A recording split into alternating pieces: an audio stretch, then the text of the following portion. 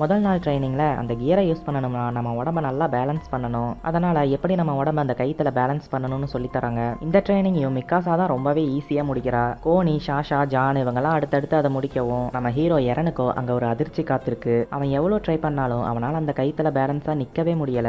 எல்லாரும் போனதுக்கு அப்புறம் மிக்காசாவும் ஆர்மினும் அந்த கைத்துல எப்படி பேலன்ஸா நிக்கணும்னு சொல்லி கொடுத்தாலும் அவனால அதுல பேலன்ஸா நிக்கவே முடியல. அன்னைக்கு நைட்டு எல்லாரும் அவனை பார்த்து சிரிக்கிறாங்க. முன்னாடி நாள் இவன் இந்த ட்ரைனிங்கை ஃபர்ஸ்ட் முடிப்பேன், அந்த டைட்டன்ஸ் எல்லாரையும் நானே கொள்ளுவேன்னு எல்லாம் சொன்னான். இப்போ நம்ம எல்லாருக்கும் முன்னாடி இவன் தான் ஃபர்ஸ்ட் வெளியே போவான் போலையேன்னு சொல்லி சிரிக்கிறாங்க.